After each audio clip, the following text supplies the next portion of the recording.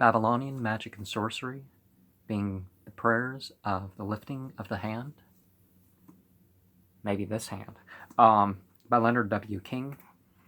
And let's start with the introduction. Like a lot of these, we're going to have a whole series of programs on the introduction, right? The clay tablets from which the text here published have been copied are preserved in the British Museum and belong to the various collections from Kuyunjik.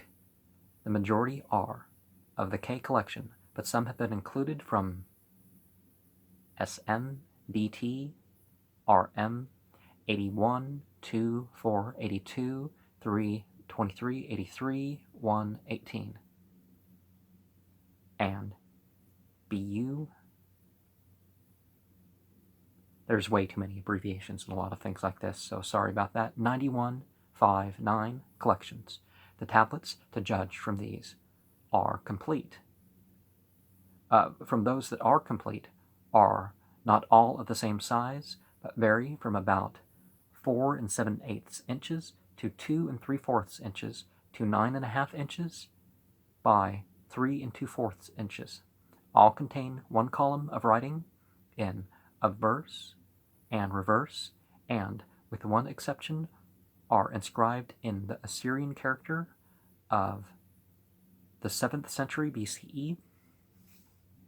The longest complete inscription, consisting of 121 lines, the shortest of 29 lines. They were originally copied for Ashurbanipal, king of Assyria,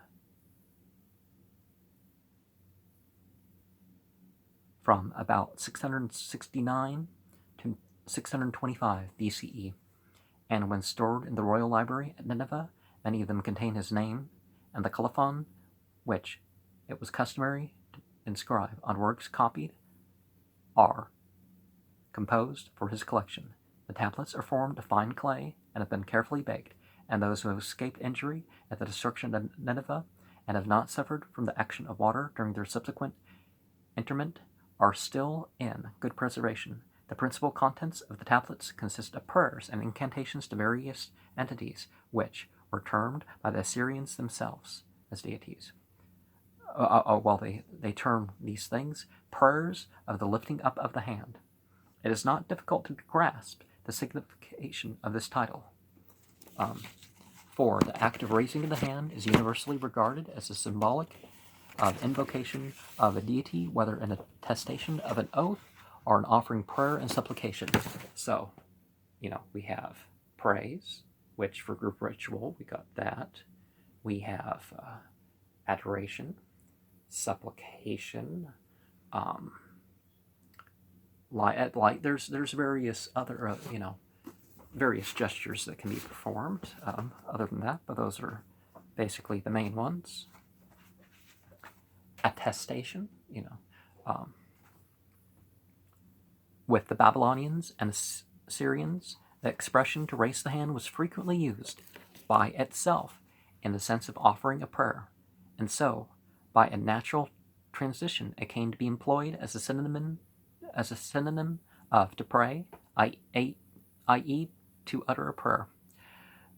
Sometimes the petition which the suppliant offers is added indirectly when it is usually introduced by the ashu, though this is not invariably the case. In other passages, the phrase introduces the actual words of the prayer, as at the beginning of the prayer of Nebuchadnezzar to Marduk towards the end of the East India House inscription.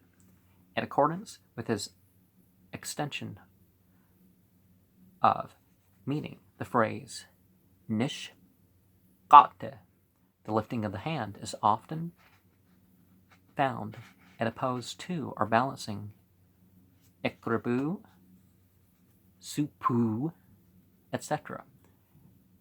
And in many instances, it can merely retain the general meaning of prayer or supplication.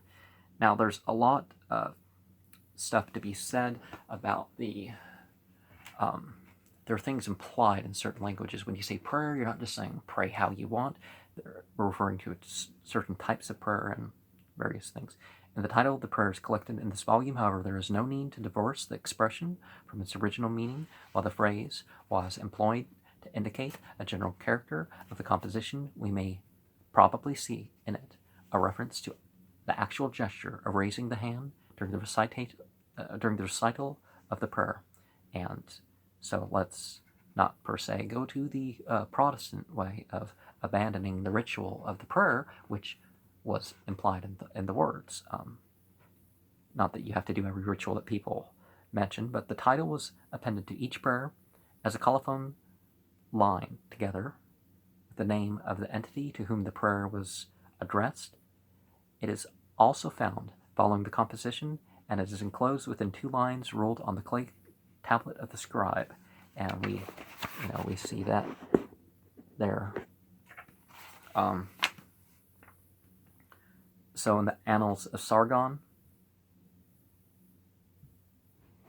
was one thing where the Ashu mentioned it. Anna Ashur Bilia Ashu Ture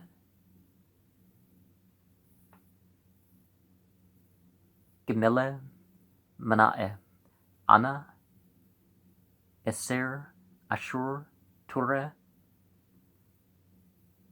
Gate Ashima, and the single Eser Harden 2, 3, okay, 3R15 Ashu Epish Sharotu Beat Abiya Anna Ashur Sin Shamash Bil Nabu U Nergal Ishtar Shah Nenua Ishtar Shah Arba Ilu Qate Ashima. So this, where is it? Bilia Balial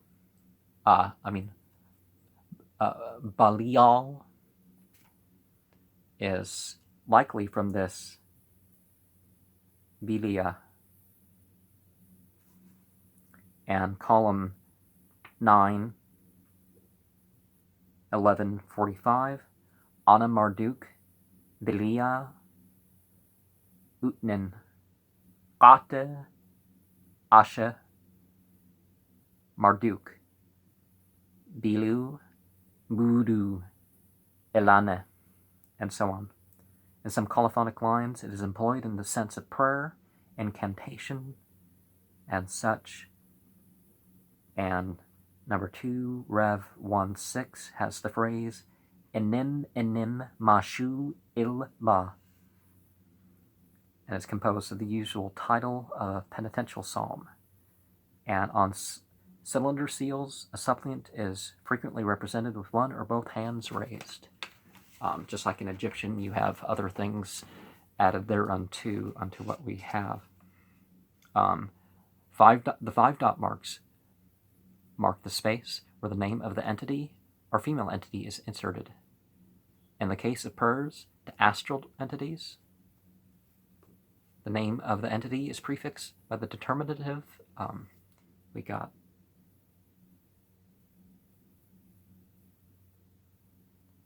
and, while occasionally with a suffix, takes the place of the more usual, and then double there, same length. With these exceptions, however, the form of this colophon line is invariably the same and furnishes one of the most, it's going to look backwards for you, isn't it? And furnishes one of the most distinctive characteristics of the present collection of the text. It may perhaps not be unfairly compared to the title,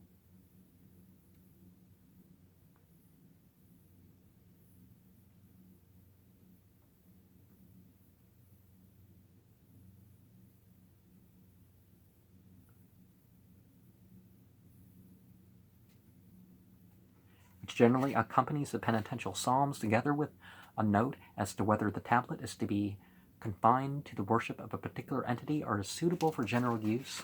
And to show you the characters that we're seeing, a further resemblance to the penitential psalms may be seen in the fact that the prayers of the lifting of the hand do not form a series of tablets labeled and numbered by the Assyrians themselves, such as the Makblu series or the Shirpu series, or the series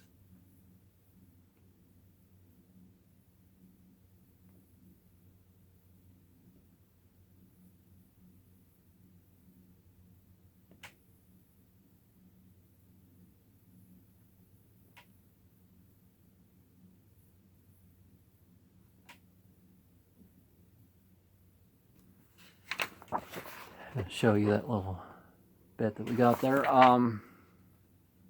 Strictly speaking, they do not form a series, but merely a class of tablets which can, however, be readily distinguished from other religious texts, not only by their writing and arrangement, but also by their style and recurrence of certain fixed colophon lines and formula. A somewhat similar class of text, which is not a series, may be seen in the hymns and paragraphs, the greater part of which have been published by Bruno in the Zeitschrift für Assyriologie, the Assyrian prayers to the sun entity, published by Knudsen, which form a class, Knudtzon,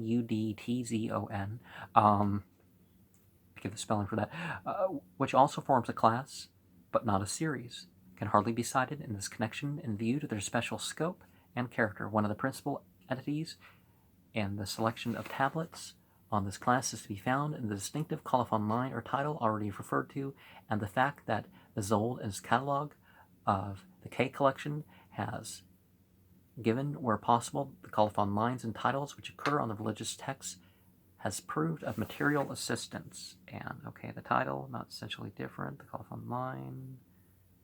Okay, those aren't necessary notes, so we can continue.